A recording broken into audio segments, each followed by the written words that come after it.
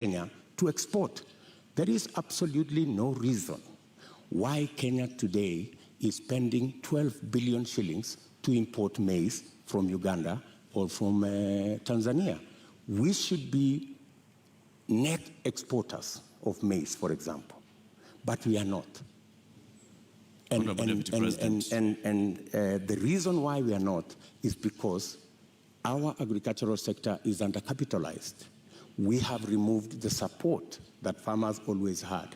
And that is why, for the first time, because of the things we didn't do, because of the removal of the fertilizer subsidy, for the first time, the price of unga has gone to 230. Honorable Deputy President, you say that a lot was done in the first term, and that is why we got to a point where in 2017, we still had rise in food prices? In 2017, it was specifically because of drought. And for your information, the prices of flour, maize flour, went to 140. It didn't go to 230. That's the whole difference. However, then, even in the situation of drought in 2017, what the debate then was, 2 kilogram packet of maize was retailing at 140.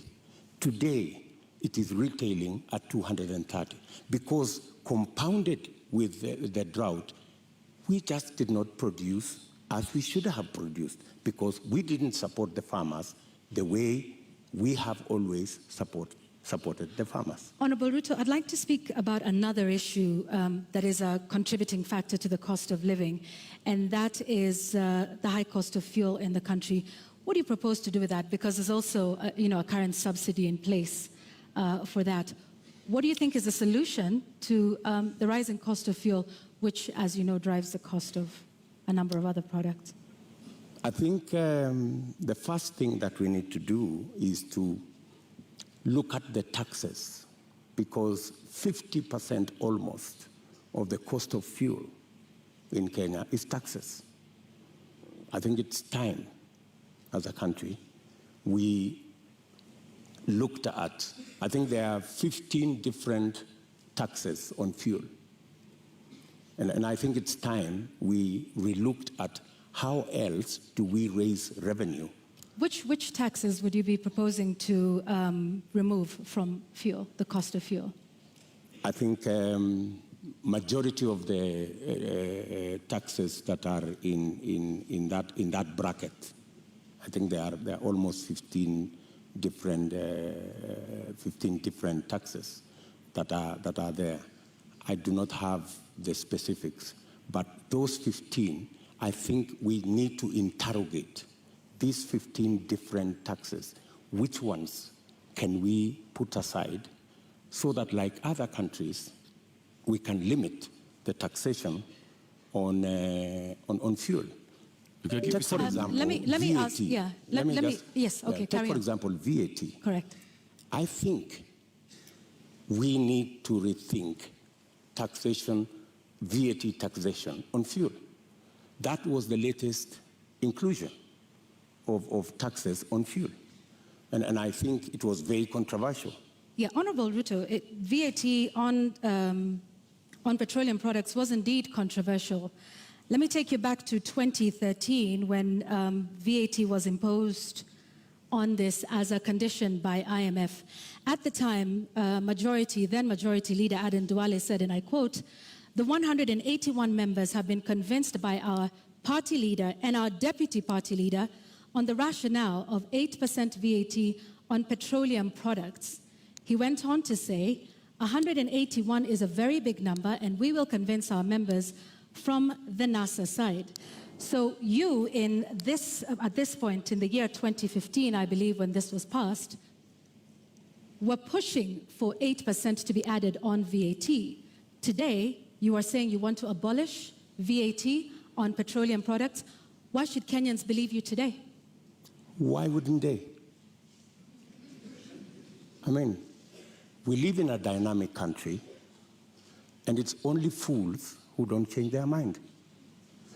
If you are in a situation where the price of fuel has gone to 160, I mean, it's time to think.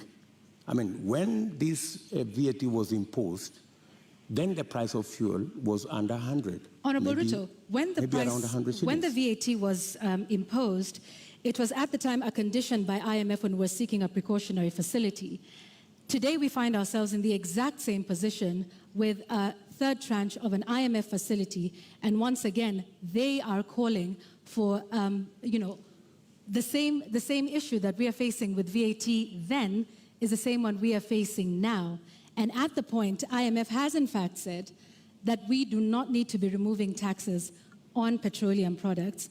So with an IMF facility already in place, are you then saying you are going to go back to the IMF and renegotiate the terms of that loan that is already in place regarding IMF VAT on fuel products? What's wrong with negotiating with IMF? I think any reasonable government, looking at the situation where we are, looking at the cost of living and how many Kenyans are every day sinking below the poverty line, I think it takes a courageous government to sit down with our development partners, and they are fairly reasonable people, and have a discussion. And I think they are, if not 8%, we need to renegotiate on some of the items that are outstanding. And apart from looking at that, there are other instruments that we can deploy. For example, we have the fuel subsidy fund. We need to think about how that fund is being used, how we are deploying it. Are we deploying it correctly? Is it giving us value? And what changes can be made? We need an open and frank conversation with our development partners who support us. And to the best of my knowledge, they are not unreasonable. They are reasonable people, and they can entertain a conversation on negotiating some of the terms that have been offered to us. Honorable Ruto, I think that will take us into our second conversation tonight, and that is on the issue of national debt. And I'd like to pick up just where you left off. You say our partners, are open to renegotiation.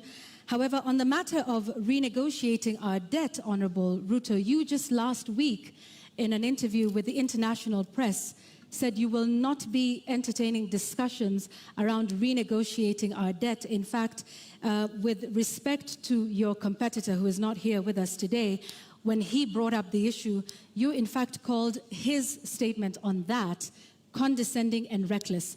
Mr. Deputy President, are you tonight changing your position and saying you will renegotiate and seek to restructure our debt? Not at all. I still believe, as I stand here, that it is reckless for anybody to say we cannot pay our debts.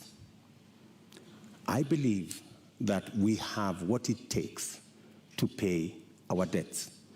And mark you, what we were discussing about VAT is very different from negotiating our debts. But it is tied to the IMF facility, which is a loan. It's completely different. How so? What we cannot entertain as a country is a position that we cannot pay. We are in a position that we can't service our debt. We cannot. We need to go out there and renegotiate our debt. I think that would send the wrong signal.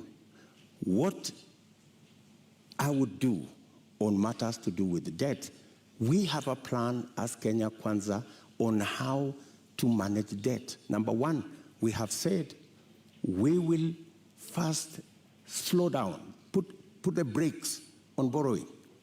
Number two, we will put brakes on unbudgeted projects. In fact, that is the biggest source of our problem. Projects that are not within the budget, so that we cannot keep our fiscal deficit at what we have committed, 5% of 5.9%. Number three, we need to raise our revenues. And I have said openly that we have areas that we believe that we can raise our revenue. For example, we collect 52% of all collectible VAT. Just by automation and computerization, we can actually raise 95% of all collectible VAT. That would give us an extra 450 billion Kenya shillings. And added on to that, if you raise that kind of VAT, you can equally raise from corporate tax an additional 200, maybe 150 billion shillings. So there is room to raise additional funding, additional revenue for us to manage our debt without necessarily going to say we're going to negotiate our debt. So I hear you saying that our national debt as it stands today is manageable. Our debt today is a challenge. We need to deal with it. We are not sitting pretty. We are living, if I may say, we are living beyond our means. And that is why I am saying that we should stop this borrowing spree. Let me give you, in our first term, we borrowed 2.2 trillion. From 2017, our handshake brothers have borrowed 4.2 trillion. That's what's the source of concern. And it's not a source of concern to me. It's a source of concern to Kenyans as well. And it's even a source of concern to our development partners. They are beginning to raise issues about our debt. And more so, the trajectory of continued borrowing. So that's why I'm saying our administration will first slow down on borrowing, remove unbudgeted projects, because that's the biggest incentive, and then go back to raising our own revenue. Do you and have there figures are that areas you are targeting? When you say remove unbudgeted projects, how much are we talking about? When you say slow down on borrowing, from what amount to what amount are you talking about? When you look at our fiscal deficit, right, there are too many projects that are not that are not budgeted for. For example, the Uhuru Gardens Museum. You don't see it anywhere in government budgets, but it's been built. So these are the kind of projects. Do you know how much? That, for example, in the last financial year, we've spent close to 15 billion in that project. In the last financial year, Honorable Deputy President, yes. Do you know how much of unbudgeted projects we spent? Actually, unbudgeted projects are in the region of 100 billion. Unbudgeted projects. And that is what is spiraling our borrowing.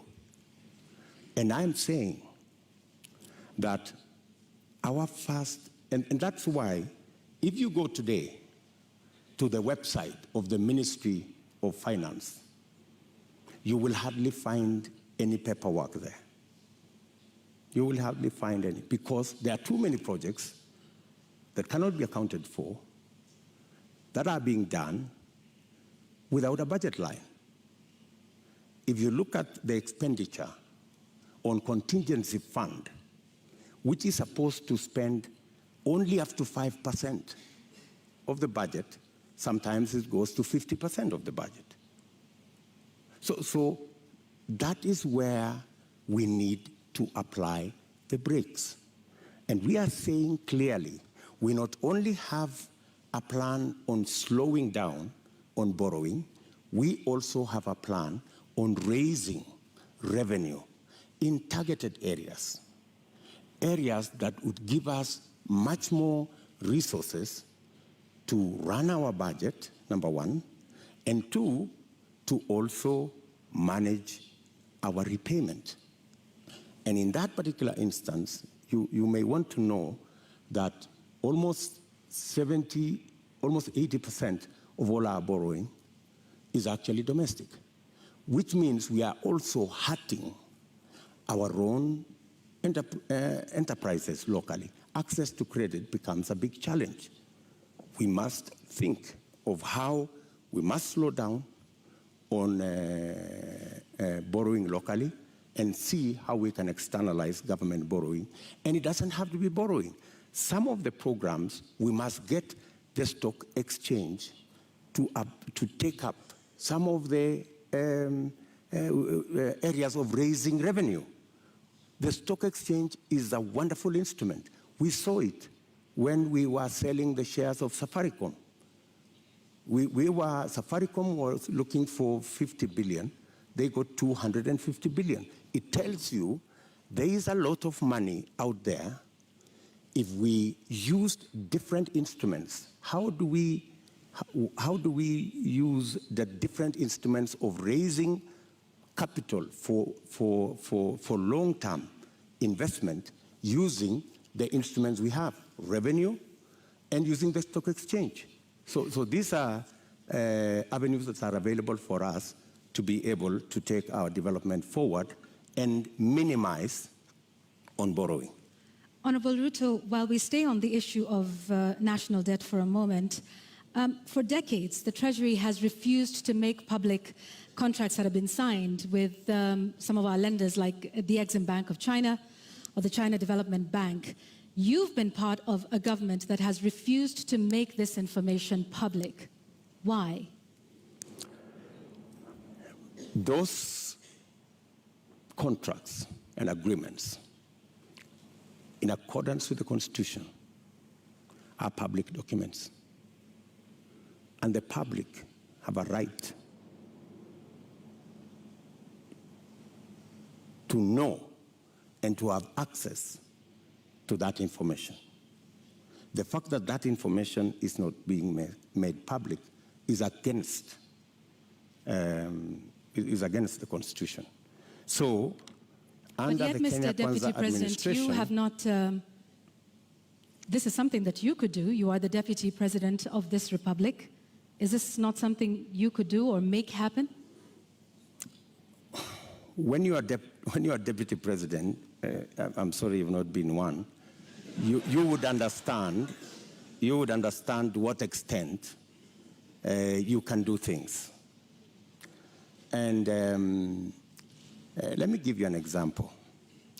Many people did not see the mettle of Mwai Kibaki until he was president. When he became president, he made a sterling job of being president. All along, everybody thought he was a lackluster performer. I am undertaking to the people of Kenya that given a chance to be president, things will be different in Kenya. So let me ask this just one more time. You are the sitting deputy president of this. You say this should have happened constitutionally, but it did not. Was this not something that came up in cabinet meetings? That at least we've not seen you protest about this particular matter, because debt transparency and debt, what we owe and who we are paying is something that taxpayers should know. So if you are saying this is something that should have happened but didn't, why would Kenyans believe you when you say that this is something you will do if elected president? Because I have never been president before. This is the first time I am vying to be president. And this is the first time I will occupy the high office of president. This is when the buck will stop with me. Are you saying, Mr. Deputy President, that in the last 9 years, you have sat in cabinet meetings and expressly said that you would like the contracts details to be released to the public? I will not tell you whatever discussions took place in cabinet, because we are seeking to understand, Your Excellency, because is what role you played it is not in my making case. sure that the government that you serve is actually adhering to the Constitution and several court orders? Whenever it was available for me to take a position, I have always taken a position. And I have taken many positions. Sometimes that did not look very popular, if you may. And I have taken very firm positions in cabinet. And I have taken very firm positions in the public. And I think people of Kenya know me not as a coward. They know that I take what I believe in, and I take positions.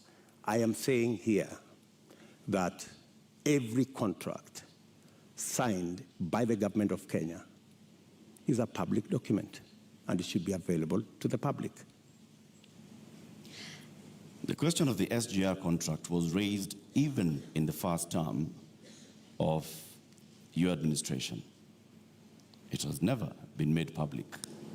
Mr. Deputy President, you don't have any record, any public record of you saying that these contracts should be made public. Why? You see, as Deputy President, there is so much that you can do. In fact, my role, my oath of office has 4 functions. Number 1, I swear allegiance to the people of Kenya and to the Republic, to discharge every responsibility given to me by the Constitution and the law. And number 3, to advise whenever required. That's the language of the Constitution. Whenever required, the President on matters that he requires advice. And number 4 is to serve people equally and fairly. So I have discharged that responsibility to the best of my ability. And I have made my position in regard to the contracts very well known to the right officers. It is not a matter I would have wanted to take it in public for purposes of making sure that government is functional. All right, I have just one last question on this before we move to our next topic of discussion, because you've informed us about, from what I understand, and you can correct me, Honorable Ruto, about the limited sort of powers of the Deputy President. Is that what you're saying in respect to making these contracts public? You said, and I quote, "I can only do so much as a Deputy President." Absolutely. Okay. However, in previous television interviews, you have stated that you and the President remain accountable for everything that has been done for this. So which is it, Mr. Deputy President? Are you responsible for not making these contracts public? Because you in the past have said that you and the President remain accountable and should be asked about everything that happens in this country. Precisely, that's why you're asking me, and I have answered you. I have said clearly that to the extent that my duty as Deputy President is concerned, I have discharged my responsibility. I have given advice to my boss on many issues, including that particular issue. So I have given him my advice, enumerating very well that it is the constitutional position that every contract is made public. I have given that advice to the President as is required of me. So, but you know the buck stops with the boss. Honorable Deputy President, let's now move to the next topic of our conversation this evening, and this will be on a matter of national security. You were recently in Elgeyo-Marakwet County, where you promised the people of Kerio Valley that you would do everything in your power to secure them. You've also been visiting other parts of this country, Marsabit, Baringo, Samburu, Laikipia, West Pokot. More than 300 people have died in the last 7 months alone in this country, killed by armed bandits. Livelihoods are lost. Children have not gone to school. Children have been killed. Kerio Valley residents have even petitioned the UN Secretary General, saying that their government has failed to provide them with security. In your manifesto, you say that security is a cornerstone of protecting people's livelihoods. Why has the government of Kenya, in which you've served as an assistant minister, as a minister, as a deputy president, been unable to secure the people of these counties? I quite agree with the feeling of many Kenyans. In fact, it's yesterday. It's not even last week. It's yesterday. I was in Elgeyo Marakwet, and one of the leaders there told us we have buried 114 people in that neighborhood. So it is indeed a live and serious matter. You have seen me in when we came into office in 2016. I called all the leaders from Baringo, Elgeyo Marakwet, Pokot, Samburu, and we had a serious leaders meeting in my office in Karen.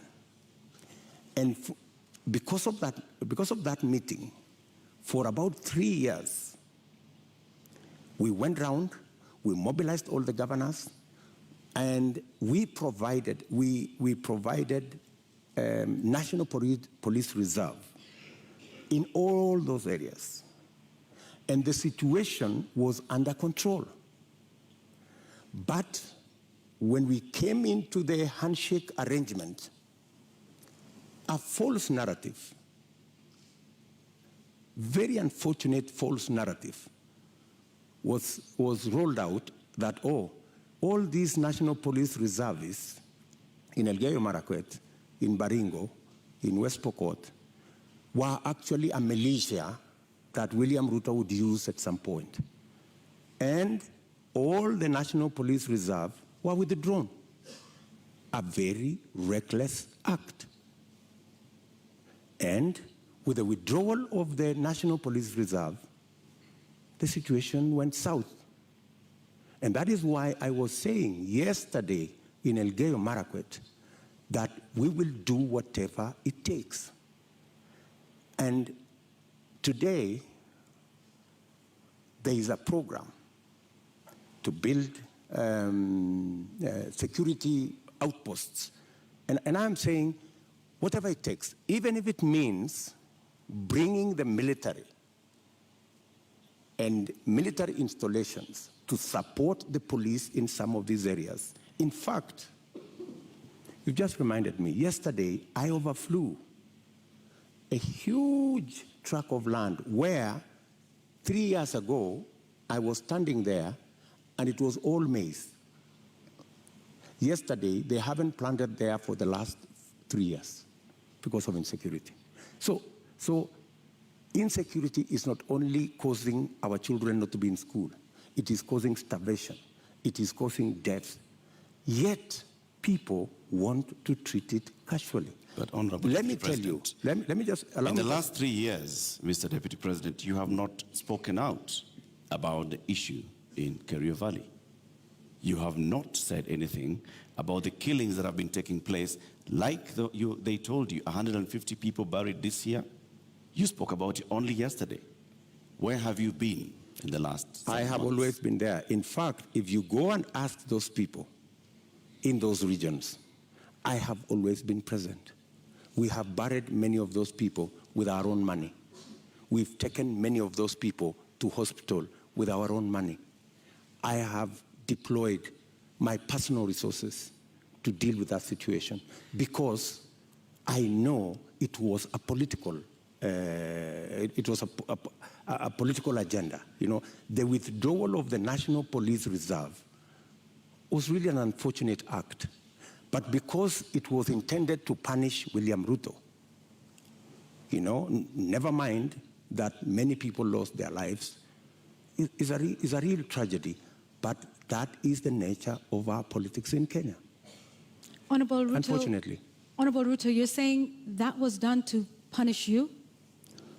What other explanation would you have? You go withdraw security personnel in the whole of that whole region, you know, you subject people to... How would that punish you, Honorable Ruto? Because I am the one who had led the whole, in fact, I am the one who had taken charge. In fact, I was there every 2 weeks in that region. I was there every 2 weeks. I am the one who mobilized the resources. I am the one who mobilized the security men, the identification of the National Police Service. And so it looked like it was about me. It was never about me. Did you mobilize those resources on a personal basis or as deputy president? As deputy president. So why would your government punish the deputy president?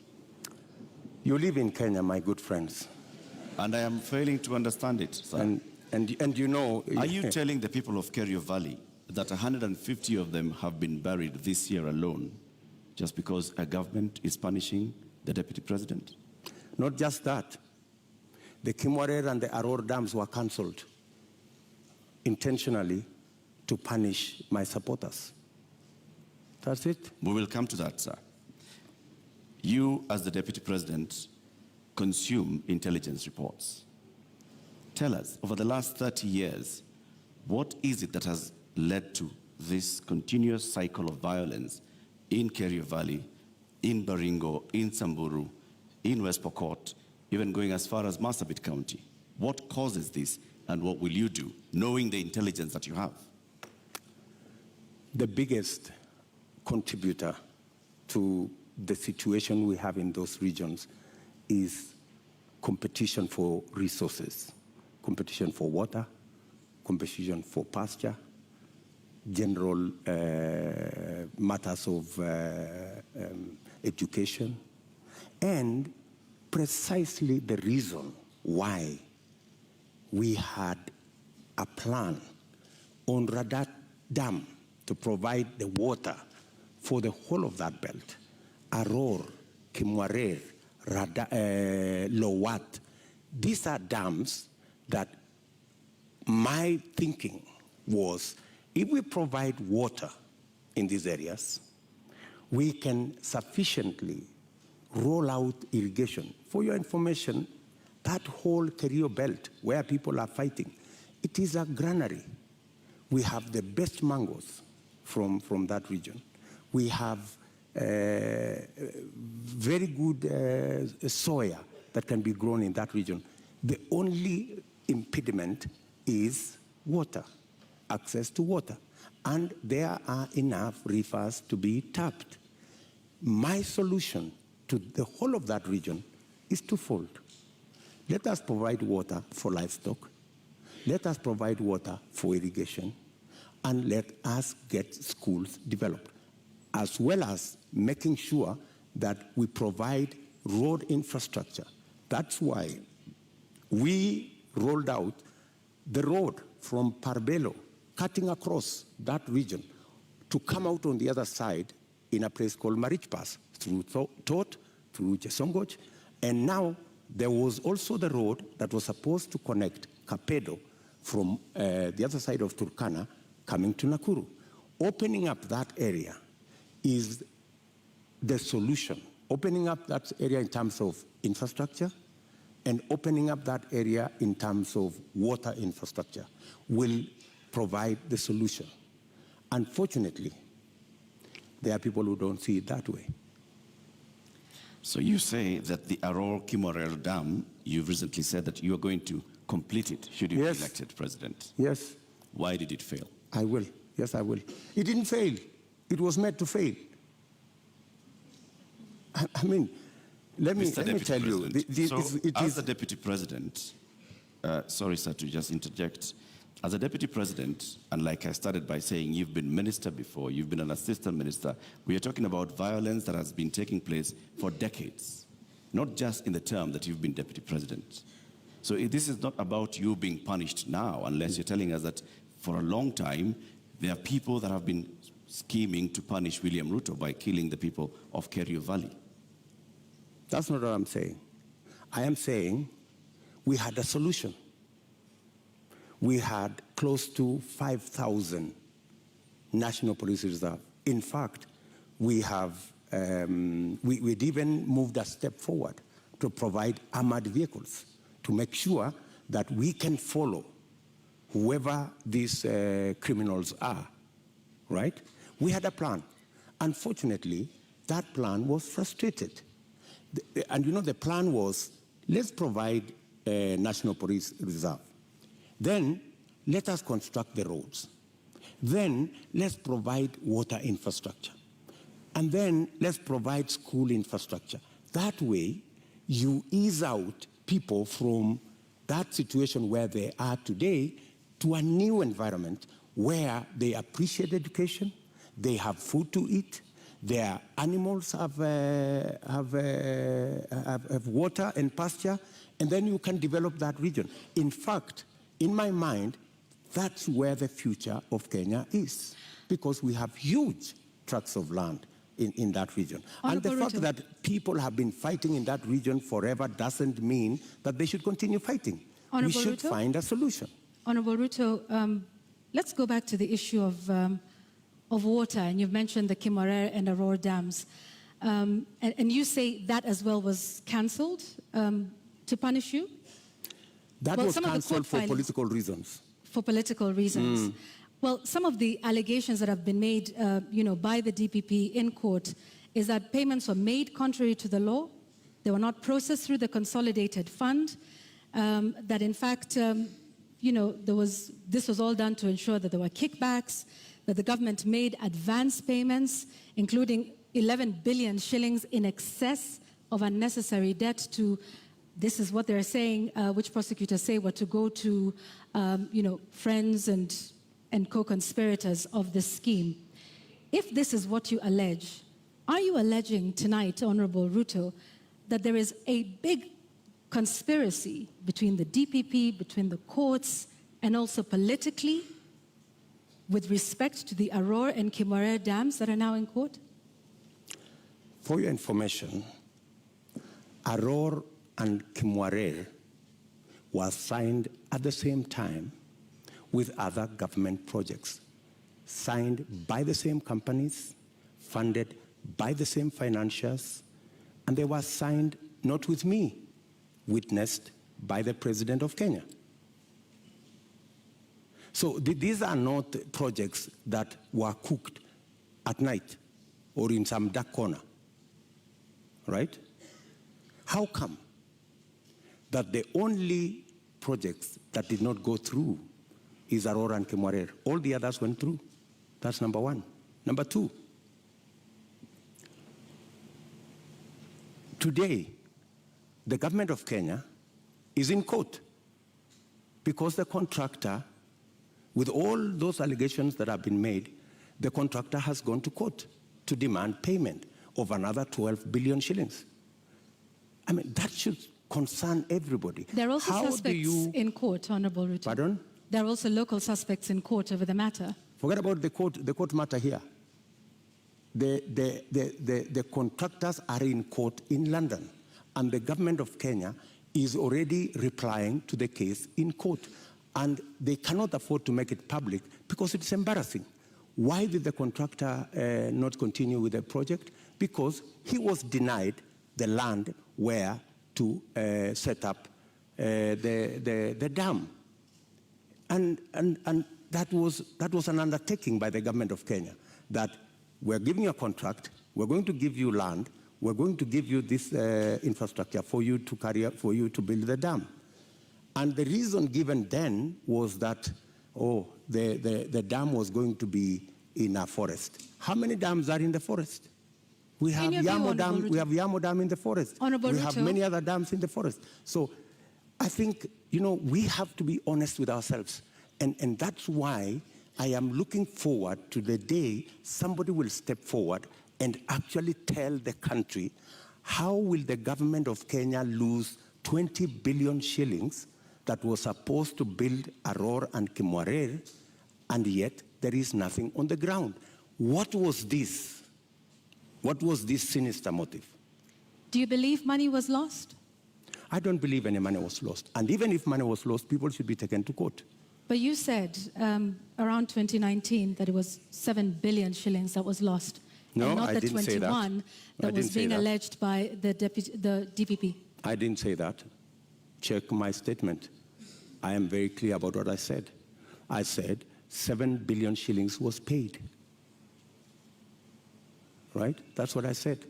And for your information, I said that 7 billion shillings that was paid was actually insured. The reason we should be asking is, why hasn't the person, the company who insured that money, why haven't they been asked to pay? Because the company that insured that 7 billion is a well-connected company. That's why the demand letter has not been put to them. So what you're alleging... And you see, Kenyans will one day really marvel at what really happened in this Kimwarer and Aror Dam. You will be shocked. Tell us what really happened, because what it sounds like is you're alleging the investigating authorities, the DPP, the courts. There are suspects in court at the time, including former Cabinet Secretary Rotich, who I believe was charged afresh a couple of months ago over this issue. If this is all politically instigated, are you then saying that all of these authorities, different arms of government, are conspiring against you, from investigators to the DPP to the courts, to punish you, Honorable Ruto? Let me ask you, that matter has now been in court for 4 years. It has not moved an inch. It's been dancing. You know, this person, today you're being charged, tomorrow, no, remove this person, the next day, remove this person, the next day, change the charges, because somebody is actually waiting for another government to come and carry the shit, unfortunately. And that's what's going to happen. That's why that case has never moved an inch. Mention after mention, after story after story. I mean, surely, how can we lose 7 billion, another 12 billion that is going to be incurred by this government? And it's an act of political convenience. You just said we didn't lose 7 billion shillings. No, I'm just saying eventually we will. I mean, if it is not sorted out. And that's why I'm saying when I come into office, I will make sure that the money is not lost. And I will make sure that the impediment imposed on this project, we will provide the land. The contractor will build the dam, and we will move ahead. To conclude the matter of national security, I think we'll also touch on constitution implementation here. Over the last 9 years, Deputy President, you have been chairing the Intergovernmental Budget and Economic Council. The Constitution establishes, under Article 204, the Equalization Fund, which was meant to fast-track development in some of these marginalized areas, the ones we've been talking about, and many others, to help them with water, roads, health, education projects. Why has this fund never been operationalized? Two things. My chairmanship of the Intergovernmental Budget and Economic Council extends to a limit. The issue you have raised about Equalization Fund is actually in the ambit of the summit, which is chaired by somebody else, right? As chairman of the Intergovernmental Economic and Budget Council, in fact, governors listening to me today, they know that we did a perfect job, especially when it came to transfer of functions, a function that was supposed to take 3 years. We made sure that we worked day and night because we wanted to get devolution rooted and moving. We completed that exercise in a record 1 year instead of 3 years. We have since worked with county governments, and many of the governors will tell you that I have provided leadership as chair of the council on every matter, whether it was grants, whether it was matters to do with conditional grants, whether it was making sure that there is a balance between what goes to national government and what goes to county governments. The whole of that trajectory, whether the issues to do with settling matters with the former local government authorities, assets, liabilities, I have been working on that with many governors, and we have made tremendous progress, including the final one that we concluded the other day, where counties now, as entities, can borrow money. As entities, like Kipia County is the first that is going to have the leverage to borrow money. So I have a track record on what I have done. Thank you, Mr. Chairman of IBEC. Now let me ask the question to the Deputy President. Why has the Equalization Fund never been operationalized 12 years after the promulgation of the Constitution? The It has Equalization a 20-year Fund, window. as Deputy President I can answer, the Equalization Fund, halfway through, there was a big argument between who will implement this Equalization Fund, because it was under the national government. The counties argued that because there are 14 listed counties to benefit from this fund, why don't we give this money to the counties? Then there was a problem of trying to get the regulations on how this fund would work out. And it dragged on the contestation as to, and some projects were implemented, some water projects were implemented, some road projects were implemented. But the argument continues to be who should. At some point, the law was actually changed to include counties beyond the 14. And that became another big argument. And I accept that we should have done better on the Equalization Fund. And that is why I have made a commitment in our manifesto that that Equalization Fund, whatever the balance of the time that is left, we will make sure that we devolve it to counties. In my belief, the counties are better placed to run that fund than the national government. Thank you, Honorable Ruto. I'd like us to move to the next topic of discussion here tonight, and that is constitution and governance.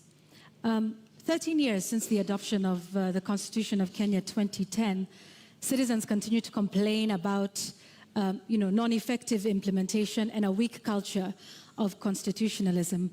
Honorable Ruto, which part of the Constitution of Kenya do you think has not been implemented with fidelity, and why? I think we should sort out the two-third gender rule.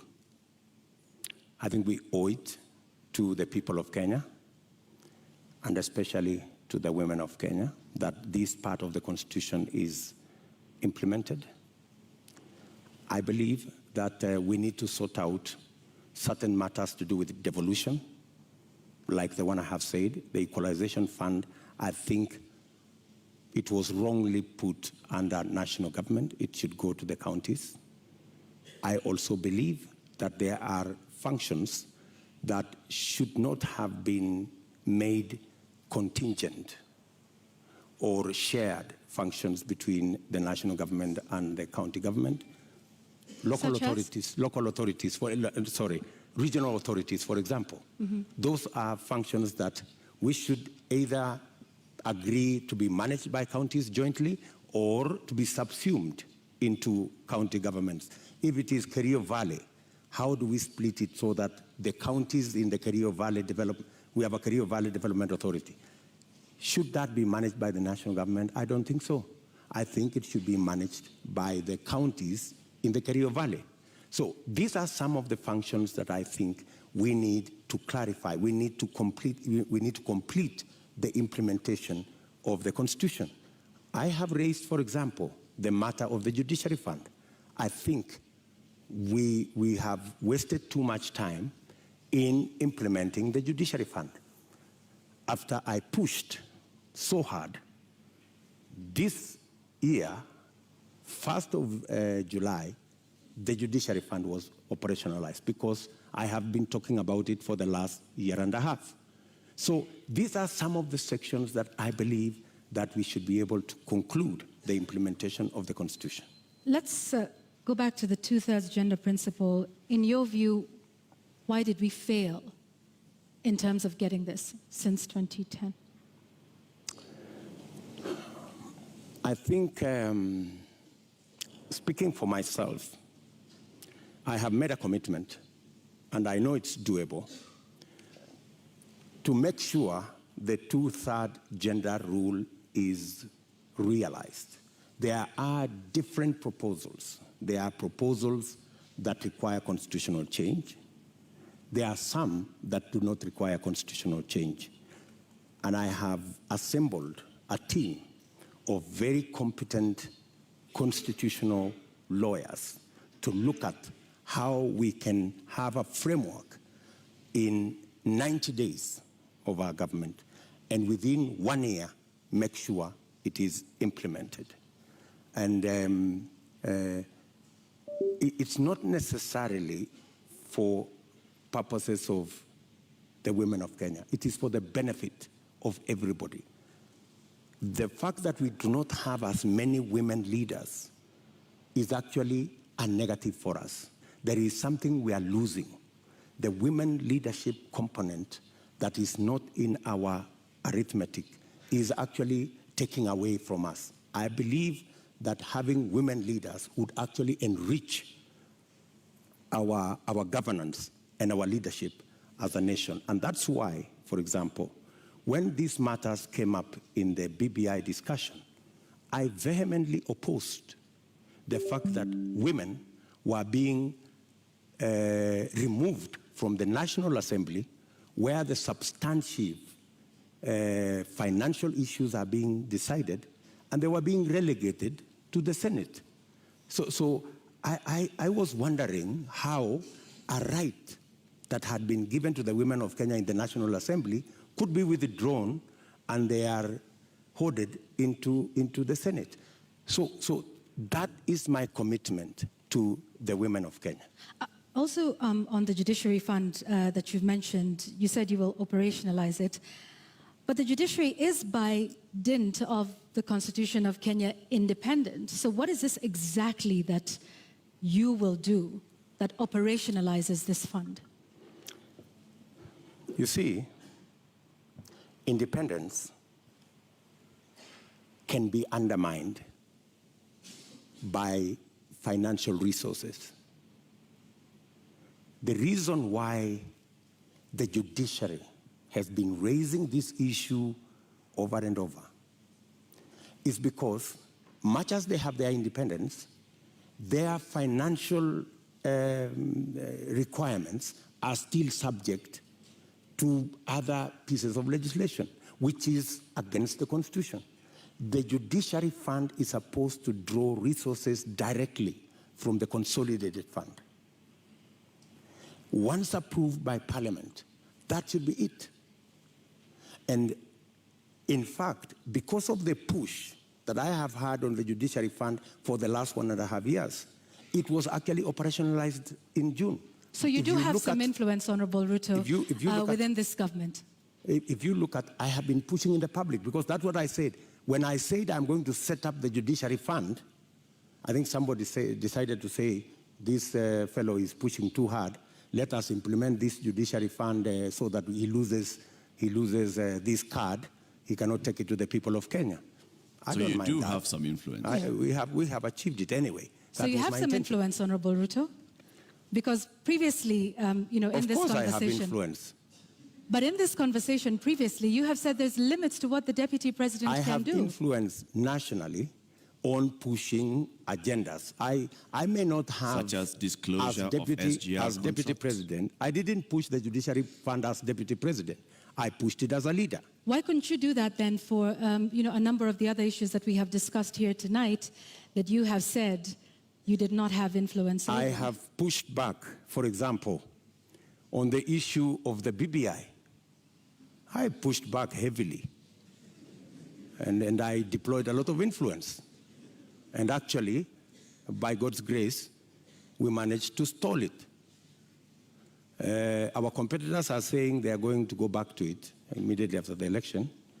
But I think it was a complete waste of resources, and it was actually not made in good faith, because a constitutional change that seeks to undermine the independence of the judiciary is a dangerous constitutional change.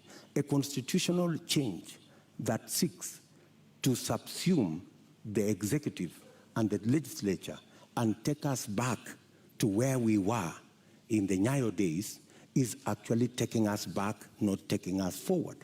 And that is why I made my position very clear in the public domain.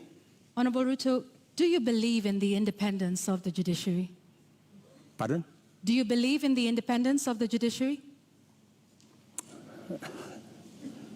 I don't know how to answer you. In fact, if there is one person who has fought for the independence of the judiciary, it is William Ruto. I am the only person with a few of my friends who stood up to the so-called ombudsman that was supposed to be injected into the judiciary, appointed by the executive to supervise the judiciary, something I totally disagree with. You talk about you being the biggest defender. However, the administration which you have served since 2013 has been cited several times for disobeying court orders. Let me give you one example, or a few. Former Air Force commander waiting for 6 years to be restored to his rank and given 71 million shillings compensation. NYS service official injured in the line of duty, yet to receive 3.6 million shillings by the courts. There is a number of those, including the matter involving the swearing in of judges. This is an administration in which you sit. In fact, former Chief Justice David Maraga has often lamented the executive's disregard of court orders. You are the second in command of the executive and of the Republic of Kenya. What are your thoughts then around the independence of the judiciary, and why have there been so many court orders disobeyed under your watch as Deputy President? Two things. I am an ardent believer in the independence of the judiciary.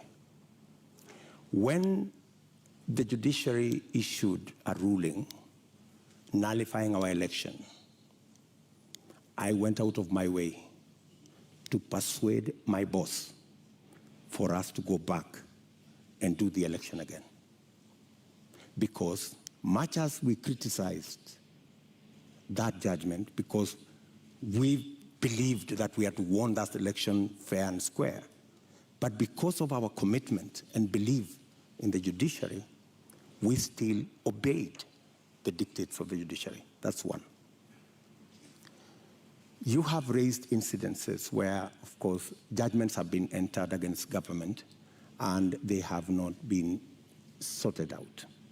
And I quite agree. And in fact, that was one area we identified even as we developed our manifesto. If you look at our manifesto, we have squarely identified that as an issue, that we cannot continue this situation where government leads in disobeying orders. Honorable Ruto, yes, that's indeed a good matter for me to interject. Just hang on one second, Honorable Ruto. Yet you have sat in that administration which has defied court orders. We haven't heard you raise issue on that. And in fact, now that you brought up the 2017 Supreme Court petition, you were rather unhappy with the Supreme Court judges. You called them those 6 people. You called them Wakora. Does that demonstrate respect for the judiciary? In fact, I had occasion to have a one-on-one with Maraga. And I told Maraga an incident when I first came into Parliament. I met Paul Muite, a seasoned lawyer and a legislator, and he told me this, which has really stuck in my mind. He told me, young man, when I first became a member of Parliament in 1997, 98 actually. So he told me, when you support a government, it also includes criticizing that government when it goes wrong. So part of supporting a system is pointing out when you think they are not doing the right thing. Criticizing them is one thing, Honorable Ruto, but calling them wakora, which means conmen? Do you believe that the Supreme Court judges of 2017 were conmen and women? I would want to understand in what context that wakora thing you have mentioned, because I have, if there is any respect for the judiciary, is to comply with the decision of the court. Did we comply with the decision of the court? Yes. We went back to the election. But you haven't in many of the other court orders that we have cited here tonight. We went back to the election. And the admission that the fact that there are so many outstanding issues, and the fact that I have singled them out and they are part of what I intend to sort out, is actually halfway the solution. I don't think if you look at the manifesto of our competitors, they have recognized that as an issue. I have recognized that as an issue because I believe in the independence of the judiciary. I believe government should lead from the front in obeying court orders.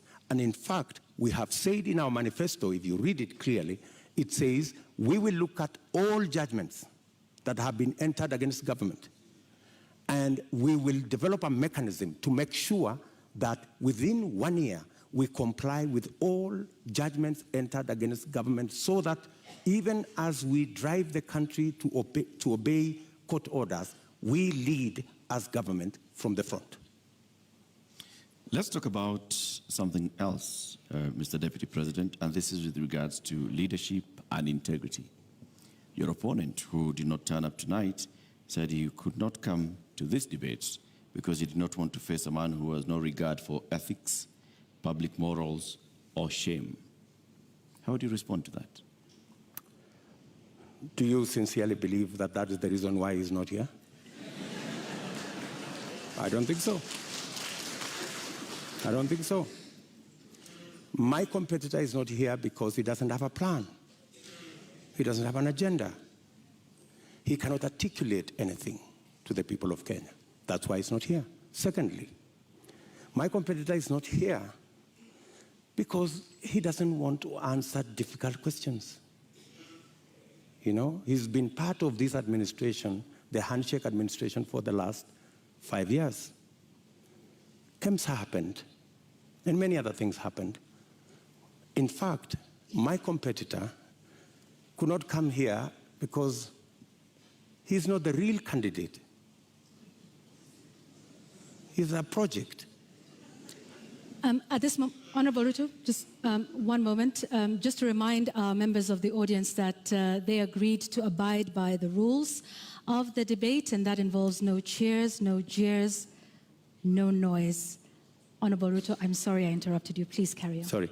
So, I mean, that's the reason. So these are just scapegoats. You know, he's dodging difficult questions. He doesn't want to answer. His allies, the handshake allies, Mr. Deputy President, there are expectations that are laid out in the Constitution and in law with regards to the character and the values that a leader should have. Do you think when you go out in public campaigns and you use terms to describe your fellow leaders, that demonstrates you as somebody with great values, fit for leadership? I have tremendous respect for all Kenyans and all Kenyan leaders. I have not in any way undermined the public standing of any leader or any person or any Kenyan for that matter. I have not called anybody washenzi. I have not called anybody takataka. I'm just a... Kitendawili? Huh? Kitendawili? I mean, is kitendawili an insult? Uganga? is, I think we have all come to understand what kitendawili means. Mr. Deputy President, there's public perception that associates you with a rather good appetite for acquisition of property, particularly land. And this has been mentioned many times. Questionable acquisition of land, this has been said publicly, Taita Taveta, in Transmara, the former Vice President's house, the late Joseph Murumbi, and others. In fact, there was a conviction in court with regards to 100 acres of land that you were ordered to surrender back to its rightful owner and also pay some reparations. Does this public perception affect you?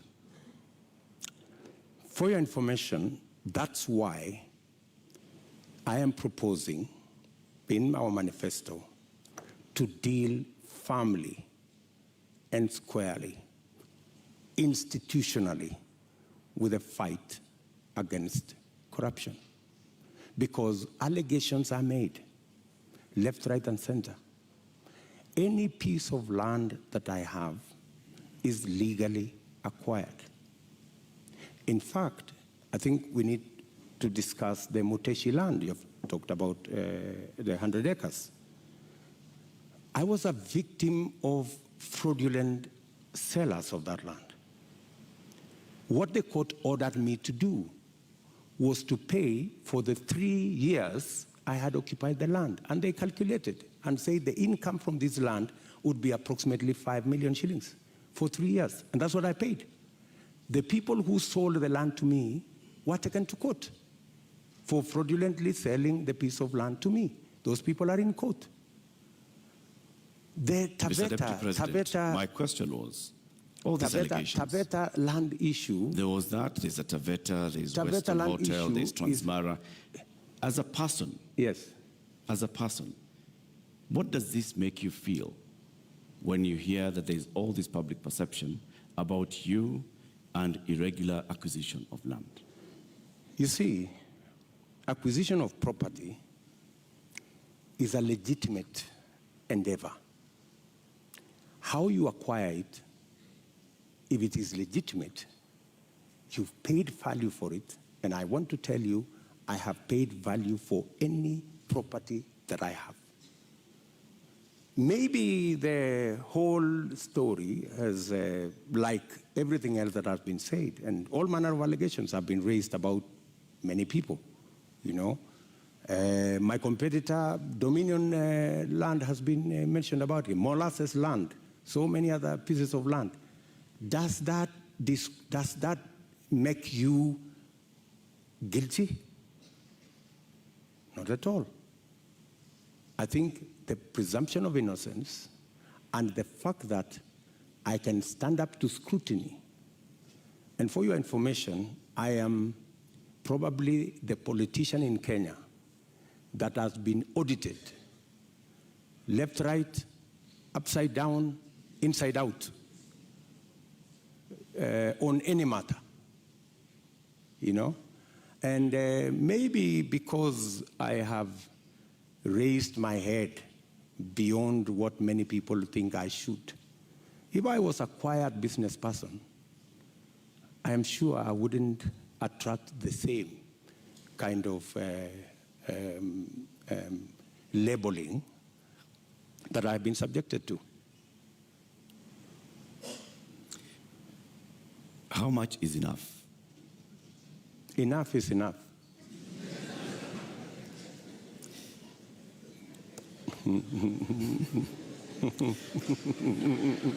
Mr. Deputy President.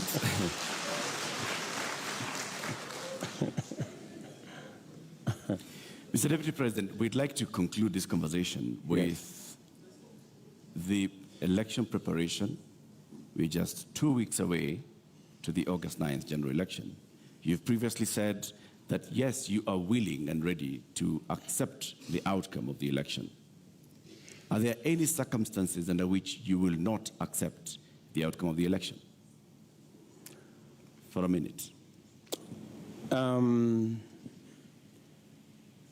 a accepting the outcome of the election includes going to court if you have an issue with the results. That's accepting the outcome of the election. Okay, you say my competitor has won. I have a doubt, and I will go to court. Why I made that deliberate statement is because we have had a situation in Kenya where every other election we foment a crisis around refusing to accept the outcome of election. And it has cost us lives, property, and many other things. And I needed to be on record, and which I am, that I will accept the outcome of this election. I know that the people of Kenya will make a choice. If it is me, I will prepare to govern the country on day one. If it is not me, I will accept that my competitor has won. If I have any issue, I will go to court and accept the outcome of the court. Honorable Ruto, we've come to the end of this conversation tonight. We would like to give you 2 minutes to give us your closing statement tonight.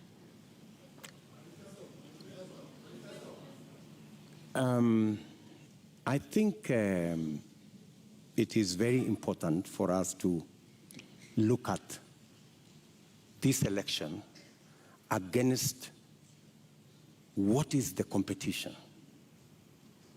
Our competitors have run away from this debate in total contempt to the people of Kenya, because it's not William Ruto who is going to make this choice. It is the people of Kenya that we are speaking to. They have very little regard for the people of Kenya. They think the deep state is going to make the decision. They think that the system is going to make the decision. I want to tell the people of Kenya tonight that they are the ones who will make the decision on the 9th of August. Their vote is what will make the next government happen. And I want to encourage them to disregard the propaganda, the mobilization of chiefs and all these people and the provincial administration and the whole of this contempt and madharau, and tell them, tarehe 9 mwezi wa 8 wa Kenya, ninyi ndio mtaamua serikali ambayo inakuja. Na mimi nawaambia, serikali ya Kenya Kwanza itapunguza gharama ya maisha. Tutahakikisha kwamba watoto wetu milioni 5 wako na ajira. Tutahakikisha kwamba kila mmoja wetu anaweza kwenda hospitali na kuwe na bima ya afya, na tunaweza pia tutahakikisha kwamba kuna maji na watoto wetu wanasoma. Tuko na mpango. Tarehe 9 mwezi wa 8 waamuke, wapige kura, watengeneze serikali, tuende mbele pamoja. Shukran sana, Mr. Deputy President. Honorable Dr. William Ruto, thank you for making the time for us tonight. Thank you very much. That's right.